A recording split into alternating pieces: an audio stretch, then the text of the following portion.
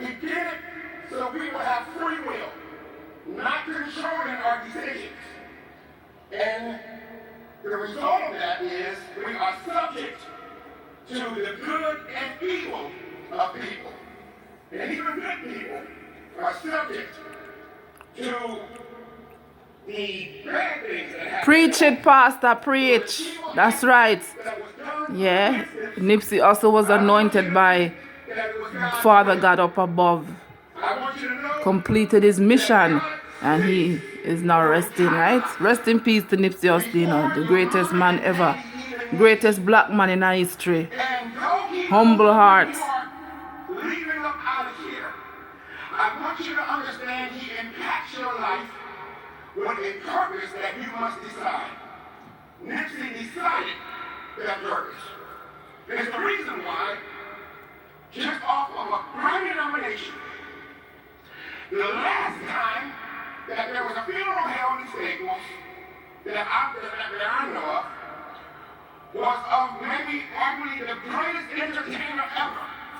And then the next funeral with the same packed seats is coming from somebody who has put out one album with many mixtapes and has a Grammy nomination. We have to figure this thing out. We have to look at this. Because he's anointed. All praises to Almighty Father God up above. He also had a son that had to leave here 33 and a half years. And I want you to know a lot of the greats. Martin Luther King at 39, I believe. Malcolm X at 39. I want you to understand all the greats die young. That you're going to live a short life. He impacts it.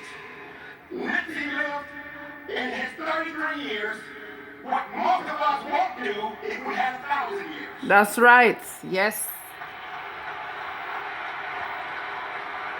He reminds me of McDonald's.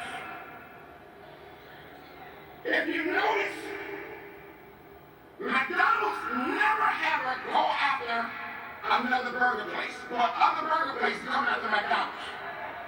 You notice, you'll never see a commercial where McDonald's have to say that they're better than anybody. But everybody come after McDonald's, so everybody come after their burgers. So they get the big car, the big King, the big Jack, and they're trying to get like the Big Mac. What they don't know is, because you already have a great burger. It's not, we don't go to McDonald's for their burgers. We go to McDonald's because of their fries.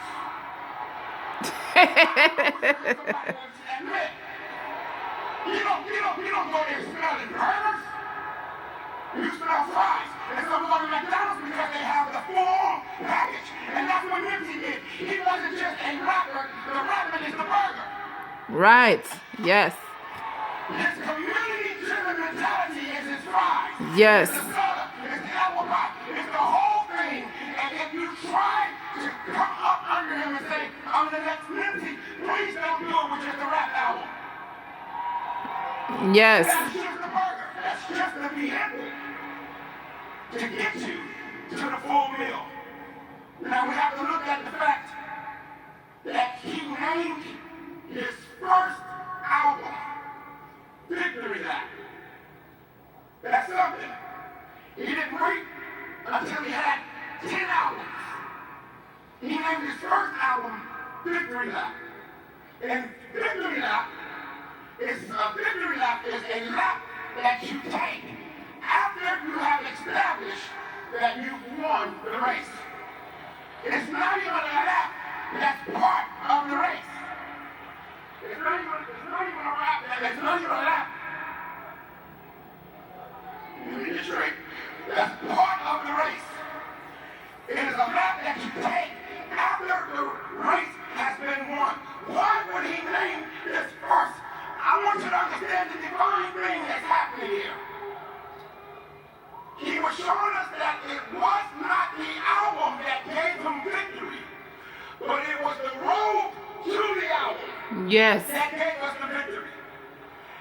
He was trying to show us, if you go to the airport You have to drive down a bumpy road called Century. Y'all ever notice that Century is like a lot of us? Always being worked on and still needs work. It's been bumpy all of my life. But it is the main road to the airport. And once you get there, you take off. He's showing us that Murray victory didn't just come here. It started when I was doing Slauson Board. It started when I was doing Mothers Ain't Got No Name 1, 2, and it started when I was doing Print Show. It started when I was dodging things. My victory didn't just start when I got in front of the camera, when I got popular. My victory started because he survived the things that most of us couldn't have. Yes. As I began to watch and study him, I understood that he is leaving a legacy, a marathon. He calls his store, and his album, and his business a marathon. And a marathon is a race that you take off slow. I used to wonder as a kid, how come in a marathon people don't just jet out?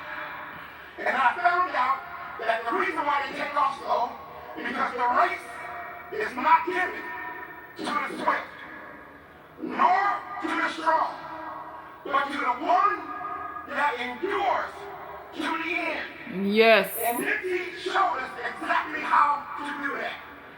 Now, we are under the understanding that Nipsey is no longer here. When Jesus, before he got ready to leave here, he called all his dudes around him and said, I've been hanging out with y'all for 3.5 years to show y'all how to do this. Because you've been with me, you've been successful. But we can't spread out unless I leave. Jesus told his boys that when I leave, I'm going to send my spirit back here to be inside of you, that you may go off and branch off. So what Nipsey has done is he has left here, but he's still here. He's still here as long as you keep him alive. Because he's just now turning this marathon race into a relay race.